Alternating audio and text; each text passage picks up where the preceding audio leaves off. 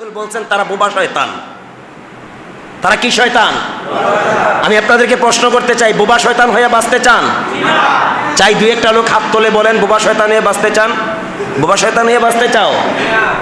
যারা অন্যায়কে অন্যায় বলে না, অন্যায় দেখে অন্যায়ের প্রতিবাদ করে না, তারা হলো বোবা শয়তান, বলেছেন মুহাম্মাদুর। সেই অন্যায়ের প্রতিবাদকারী বাংলাদেশের শীর্ষস্থানীয় আলেম ওলামাদের মধ্যে অন্যতম ছিলেন আল্লামা মরহুম সাইদি রহমতুল্লাহ আলাইহি। তিনি জীবনে কারো কাছে মাথা নত, তিনি কাপড় পাল্টিয়ে বোরকা পরে পরিধান করে দেশ থেকে পালাতে পারতেন, পালান নাই। কথা বলেন ঠিক কিনা? তিনি দাড়ি চেষে রবীন্দ্রনাথ নয়, রামকৃষ্ণ আর সুভাষ আর নারায়ণের মতো দেশ থেকে পালাতে পারতেন, তিনি পালায়ন করেন নাই। কথা বলেন ঠিক কিনা? তিনি এই দেশের জমিনে ছিলেন, এই দেশেই শেষ 13টি বৎসর কারাবরণ করেছিলেন। তাকে বহুত প্রস্তাব দেওয়া হয়েছিল, তিনি কোনো প্রস্তাবকে সমর্থন করেন নাই। শেষ পর্যন্ত অত্যাচারীদের ষড়যন্ত্রের মুখে তিনি শাহাদাতের পেয়ালা পান করে গেছেন। তিনি শুধু আল্লামা সাইদি নয়, তিনি বাংলার একটা ইতিহাস, পৃথিবীর একটি ইতিহাস। আমরা সেই সকল নির্যাতিত নিপীড়িত ওলামায়ে কেরামের স্মরণে আজও অনেক ওই সকল ওলামায়ে কেরামদের উত্তরসূরিরা কেউ জীবন দিয়ে শাহাদাত বরণ করেছে, কেউ হসপিটালে মৃত্যুর সাথে পাঞ্জা লড়ছে। ওই সকল আহতদের স্মরণে এবং নিহতদের আত্মার মাগফিরাতে আজকের এই আয়োজন। কথা কোন ঠিক কিনা? যারা অংশগ্রহণ করতে পারেন নাই, আপনারা দুর্ভাগা, আপনারা হতভাগা।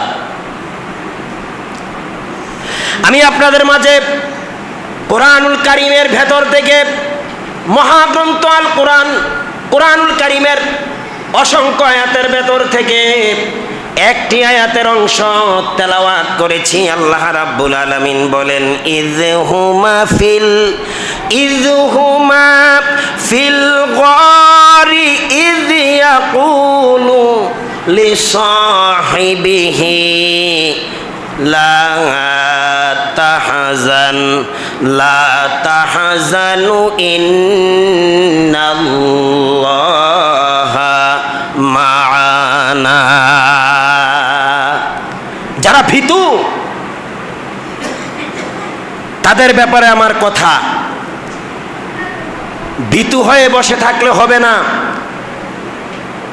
অন্যায়ের প্রতিবাদ করা লাগবে। যারা আল্লাহর রাহে, যারা ইসলামের রাহে, যারা আল্লাহর জমিনে আল্লাহর দ্বীনকে প্রতিষ্ঠার রাহে দ্বীনের পথে খেদমত করে যাচ্ছেন, তাদের এই দিলে, তাদের এই অন্তরে একমাত্র ভয় থাকবে কার? কার ভয়? আল্লাহ ছাড়া কাউকে ভয় করা। সেই দৃষ্টান্ত রেখে গেছেন মরহুম সাইদি রহমতুল্লাহ আলাইহি। তারা আমাদের জন্য প্রেরণার উৎস। অন্যায়ের কাছে মাথা নত করে যান নাই, অন্যায়ের কাছে মাথা নত করেন নাই। তারা আমাদেরকে পথ দেখিয়ে গিয়েছেন। জীবন যাবে তো অন্যায়ের কাছে মাথা নত করা, ভীতু হওয়া যাবে না। রাসূলুল্লাহ সাল্লাল্লাহু আলাইহি সাল্লাম হিজরতের রাতে যখন গারে হেরায় অবস্থান করেছিলেন, আপনারা বলতে পারবেন ওনার সফর সঙ্গী কে ছিল? মাশাআল্লাহ, অনেকে জানেন কে ছিল? শুধু আবু বকর না, আবু বকর রাদিয়াল্লাহু তাআলা আনহু। কারণ সাহাবীদের নাম নেওয়ার সাথে অত্যন্ত সম্মানের সহিত রাদিয়াল্লাহু তাআলা আনহু বলা লাগবে। বলেন, এবার বলেন, হিজরতের সাথী কে ছিল? আমি আপনাদেরকে সাহস, ইমানের বলে উজ্জীবিত করার জন্য এই দৃষ্টান্তটা দিচ্ছি। ভীতু হওয়া যাবে না, অন্যায়কে অন্যায় বলা লাগবে, ন্যায়ের প্রতীক হওয়া লাগবে। যার দৃষ্টান্ত রেখেছেন বর্তমান প্রজন্মের উদীয়মান ছাত্র জনতা,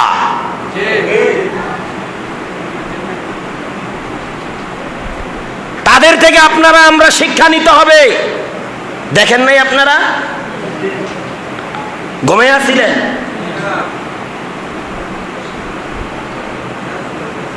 মাথা নত করেন নাই। তারা আমাদের সন্তান, আমাদের ভাই, আমাদের নাতি, আমাদের সমবয়সী। তারা বাংলাদেশের বর্তমান প্রজন্মের উদীয়মান আগামী প্রজন্মের রাষ্ট্রনায়ক হচ্ছে না? নাহিদ আরেকজন,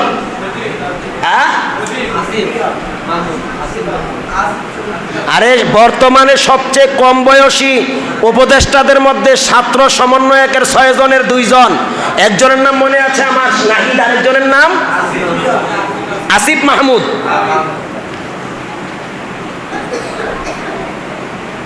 তারা আমাদের প্রেরণার উৎস।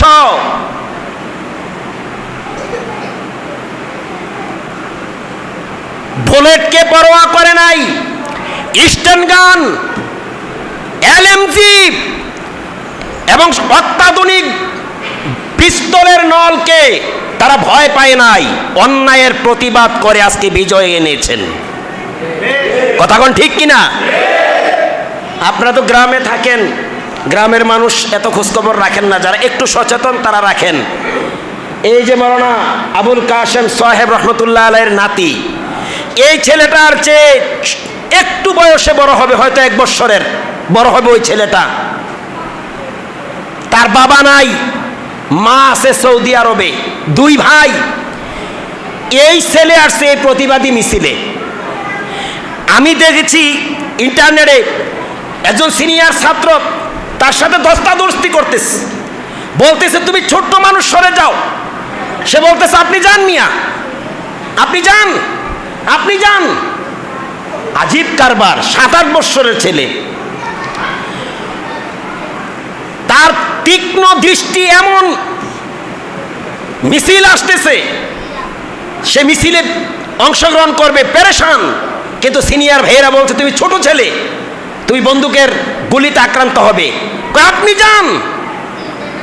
আমি দেখলাম, ইন্টারনেটে দেখলাম, একটা ছোট্ট একটা পাথরের টুকরা নিয়ে, না ইটের টুকরা নিয়ে ধাম করে একটা পুলিশে মাইরা দিছে। যেই পুলিশ ছিল জনগণের বন্ধু, যেই পুলিশ ছিল জনগণের রক্ষক, সেই পুলিশ আজ শত্রুতে পরিণত হয়েছে। এই শত্রুতে পরিণত করার পিছনে এদেশের কিছু তথাতথীয় লুটেরা, চাঁদাবাজ, টেন্ডারবাজের অবদানে হয়েছে। কথা বলেন ঠিক কিনা? পুলিশ জনগণের বন্ধু। এই পুলিশকে মাজলুম জনতার বিরুদ্ধে তারা ব্যবহার করেছে। আর সেই জনতার খুব আজকে অসংখ্য মায়ের সন্তান পুলিশ ভাইয়েরা জীবন দিতে হয়েছে। কথা কোন ঠিক কিনা? শুধু জীবন দিতে হয় নাই, তাদের কর্মক্ষেত্র, থানাগুলো পর্যন্ত জ্বালিয়ে দিয়েছে। প্রতিবাদী কণ্ঠ, পারমাণবিক মারণাস্ত্র, ব্যালিস্টিক ক্ষেপণাস্ত্র, মিসাইল, এই ধরনের মারণাস্ত্রগুলো অন্যান্য অস্ত্র দিয়ে কি করা যায়? ফিরানো যায়, ধ্বংস করা যায়। কিন্তু মানুষের দিলের ক্ষোভ, এইটা কোনো বোমায়ও ফিরাতে পারে নাই। যার প্রতিফলন ঘটিয়েছে বাংলাদেশের মাজলুম জনতা। শুধু পুলিশ নয়, যেই সকল পুলিশদের দ্বারা আমাদের মা, আমাদের বোন, আমাদের মাদের সন্তানগুলো বুকগুলো ঝাঁঝরা হয়েছে, ওই সকল পুলিশগুলি হত্যার শিকার হয়েছে। থানাগুলো জ্বালিয়ে দিয়েছে। কুমিল্লার মতো জেলা সারা বাংলাদেশে, যেই জেলা বারবার শ্রেষ্ঠ জেলা হিসাবে বিবেচিত হয়, সেই জেলার পুলিশ লাইনে যারা গিয়েছেন তারা তার বাস্তব চিত্র অবলোকন করতে পেরেছেন। এটা জনতার ক্ষোভের বহিঃপ্রকাশ, আর কিছুই নয়।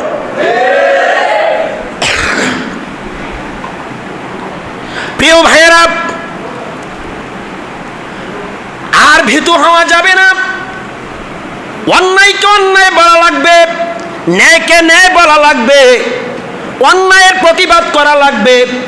যেই প্রতিবাদ করতে গিয়ে মরহুম মাগফুর আল্লামা সাইদি রহমতুল্লাহ আলাইহি দীর্ঘ 13টা বছর জেল খেটেছেন। এই মাজলুম আলেমে দিন কত দিন রিমান্ডে ছিলেন। তিনি তো মানুষের কোনো ক্ষতি করেন নাই, বরং সারা বাংলাদেশের তাওহীদি জনতার হৃৎপিণ্ডের স্পন্দন ছিলেন। মানুষের দিলের মধ্যে তিনি এমনভাবে জায়গা করে নিয়েছিলেন, যার যেদিন মামলার রায় হয়েছিল, ফাঁসির রায়ের দিন, একজন নয়, দুইজন নয়, 167 তার বেশি কম মানুষ এই সাইদির মহাব্বতে জীবন দিতে পেরেছিলেন, জীবন দিয়েছিলেন। একজন আর দুইজন নয়, প্রায় 200 মানুষ জীবন দিয়েছিলেন। সাইদির জন্য নয়, বরং সাইদিকে মোহাব্বত করেছিলেন কোরআনের জন্যে। জোরে কোন ঠিক কিনা? তিনার একটি অন্যায়, তিনি কোরআনের কথা বলতেন। কি বলতেন? কোরআনের কথা বলতেন। কি লোক ছিল! আজ থেকে 20, 25, 30 বছর আগে তিনি যে কথাগুলো বলে গেলেন, আজকে তার বাস্তব সত্য প্রয়োগ এবং প্রমাণিত হচ্ছেন। কথাগণ ঠিক কিনা? তিনি রাষ্ট্রপ্রধানেরও ক্ষতি চান নাই, বরং রাষ্ট্রপ্রধান যিনি ছিলেন তার সংশোধন চেয়েছিলেন, তার শুভকামনা করেছিলেন। আমার মনে আছে, আপনাদের মনে আছে কিনা, তিনি বলেছিলেন, মাননীয় প্রাইম মিনিস্টার, আপনি যেইভাবে হোক প্রধানমন্ত্রী হয়েছেন, এখনো ইন্টারনেটে তার আলোচনাটা ভাসতেছে, আপনি যেইভাবেই হোক প্রধানমন্ত্রী হয়েছেন, আমরা চাই আপনি শান্তি মতো, আমি সেম সাইদি রহমতুল্লাহের আলার নকল কথাটাই বলছি, আপনি যেইভাবেই হোক ক্ষমতার মসনদে গিয়েছেন, আমরা আপনার অশান্তি চাই না, অকল্যাণ চাই না, আমরা চাই আপনার কল্যাণ, আপনি 5 বছর রাষ্ট্র চালান। তবে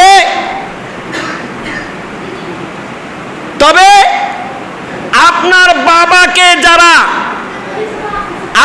বাবাকে যারা ধ্বংস করেছিল, আপনার বাবার যারা ক্ষতি করেছিল, এরাই আপনার 12টা বাজাইয়া ছাড়বে। উনি আরো সুন্দর করে বলতে পেরেছে, ওনার মতো ধর আমি, আল্লাহু আকবার, ওনার মতো ধর আমি আর বলতে পারি না। এই প্রসঙ্গে গিয়ে তিনি একটা উদাহরণ দিয়েছিলেন, একটা ফুল বাগানের ক্ষতির জন্য একটি হুতুম পেঁচাই যথেষ্ট, আর যদি ওই বাগানের প্রতি ডালে ডালে হুতুম পেঁচা বসে যায়, তাইলে বাগানের কি অবস্থা হবে? তিনি এই কথা স্মরণ করিয়ে মাননীয় প্রধানমন্ত্রীকে বলেছিলেন যে আপনার বাবার সর্বনাশ যারা করেছে, ওরাই আপনার 12টা বাজাইয়া ছাড়বে, যার প্রতিফলন আজকে 25 বছর পর বাংলাদেশের জনগণ দেখতে পেরেছে।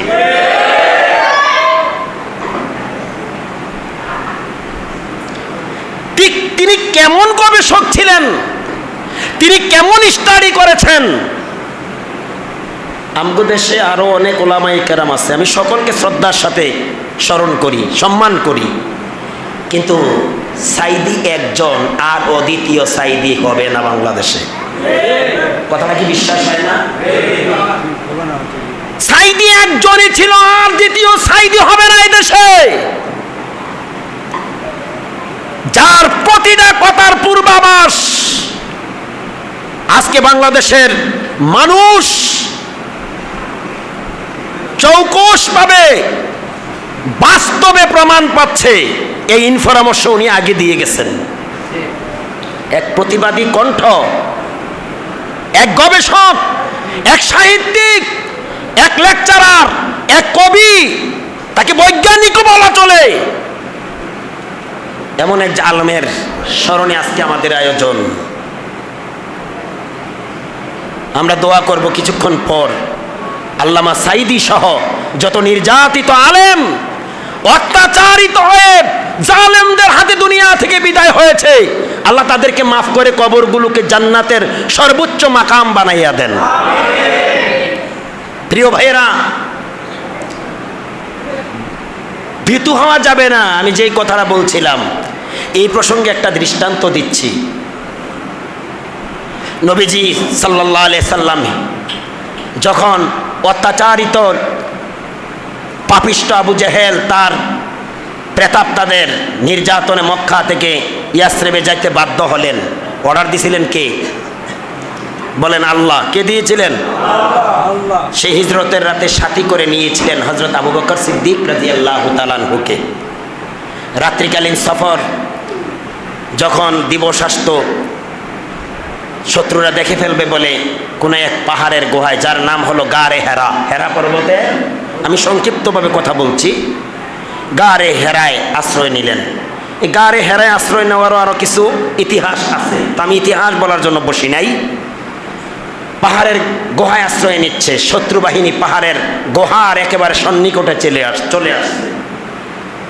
হযরত আবু বকর সিদ্দিক রাদিয়াল্লাহু তাআলা আনহু বললেন, ইয়া রাসূলুল্লাহ ওয়া ইয়া হাবিবাল্লাহ, মনে হয় শত্রুরা আমাদের অবস্থান টের পেয়েছে, তারা অনুধাবন করতে পেরেছে। কারণ শোনেন গো আল্লাহর নবী, শত্রুদের পা চরণের পদধূলির আওয়াজ শোনা যাচ্ছে, তাদের বিচরণ অনুভব করা যাচ্ছে।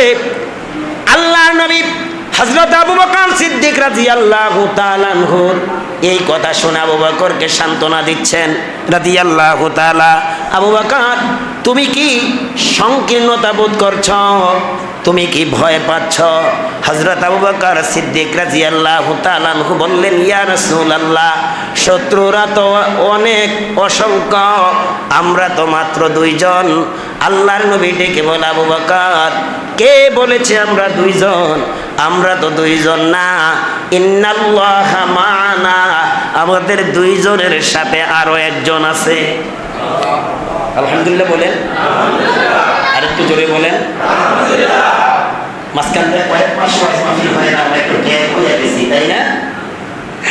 হৃদয়ের মধ্যে যদিও হাসির বিন্দু মাত্র লেশ আসে না, হাসির জন্য চেষ্টা করি, কারণ দিলের মধ্যে রক্তক্ষরণ হচ্ছে। যে আল্লামা সাইদির আলোচনায় উৎসাহিত, অনুপ্রাণিত হয়ে আজকে কোরআনের ময়দানে কথা বলার সুযোগ আল্লাহ করে দিয়েছিলেন, আজকে যদি সেই কোরআনের পাখি থাকতো, আজকে যদি বাংলার জনগণের মাঝে আবার ফিরে আসতো, আমার মনে হয় এ আপন জনগণ দলমত নির্বিশেষে সাইদিকে একটা নজর দেখার জন্য লোকে লোকারণ্য হয়ে যেত। জোরে কোন ঠিক কিনা? কারণ সাইদি এমন এক ব্যক্তি, তিনি কোনো দলের ছিলেন না, তিনি ছিলেন বাংলাদেশের মুসলিম তাওহীদি জনতার হৃদয়ের স্পন্দন। মিয়া শোনেন, আওয়ামীপন্থী আমার এক বন্ধু কুমিল্লার, সাইদির কি ভক্ত ছিল। যেদিন আল্লামা সাইদি অ্যারেস্ট হলো, ওই দিন আমাকে উনি বললেন, হুজুর সাইদি অ্যারেস্ট হয়েছে। উনি আমাকে খবরটা আগে দিয়েছিলেন, আল্লামা সাইদি অ্যারেস্ট হয়েছে। তো ফজরের নামাজের পরে আমাকে বললেন যে সাইদি যেহেতু অ্যারেস্ট হয়েছে, ঘটনা একটা ঘটতে পারে। কারণ আমি নিজে আওয়ামী লীগ করি, কিন্তু বর্তমানের আওয়ামী লীগ আমি করি না, আমি শেখ মুজিবের আওয়ামী লীগ। কথা বুঝতে পারেন নাই? আমি শেখ মুজিবের হাতের গড়া আওয়ামী লীগ। সাইদি যেহেতু অ্যারেস্ট হয়েছে, তো ঘটনা একটা ঘটবে। আমি ফজরের নামাজ পড়ে আল্লাহর কাছে ফরিয়াদ করছি, আপনি সাক্ষী থাকেন, আমি আল্লাহর জন্য সাইদিকে ভালোবাসি, কোরআনের জন্য ভালোবাসি। সাইদির কোন একটা রায়ের আগে আল্লাহ যেন আমাকে দুনিয়া থেকে উঠাইয়া নেয়। আওয়ামী লীগ করে। আল্লাহ রাব্বুল আলামিনের কি দয়া হলো, সাইদির মামলার রায়টা যেদিন হলো, ওই রায়ের 1 বছর আগে দুনিয়া থেকে লোকটা চলে গেল। আমি তখন বাড়িতে ছিলাম। তার মৃত্যুর খবর যখন আমাকে দেয়া হলো, আমি সাথে সাথে তার ওই কথাটা মনে পড়েছে, যেই লোকটা আল্লাহর জন্য, কোরআনের জন্য এত ভালোবাসে। দীর্ঘ 3-4 দিন একটানা বৃষ্টি ছিল, আমি 3টা সেট পোশাক নিয়ে, এক সেট গায়ে উজিরপুর যায় তখন এই রাস্তা ছিল না, এই রাস্তা হয় নাই। উজিরপুর যাই এক সিট ভিজা কাপড় পাল্টাইয়া ইলিয়াটগঞ্জ গেলাম, নতুন আরেক সিট পরে ইলিয়াটগঞ্জ যাইয়া আরেক সিট কাপড় পরিধান করলাম। সেই সিটটা ইলিয়াটগঞ্জ ইমাম সাহেবের বাসায় রাখিয়া অপর সিটটা পরিয়া কুমিল্লা গেলাম। কুমিল্লা যাইয়া দেখি আহারে আল্লাহর বান্দাকে গোসল দিচ্ছে এমন একটা ঘরে, তার চেহারার মধ্যে তার শরীর থেকে যেন নূর চমকাচ্ছে। জোরে কোন সুবহানাল্লাহ। কারে ভালোবাসেন? ওই লোক আল্লামা সাঈদীকে আল্লাহর জন্য ভালোবেসেছিল, কোরআনের জন্য ভালোবেসেছিল। আপনি আর আমি তো ভালোবাসি সন্ত্রাসীরে, চোর।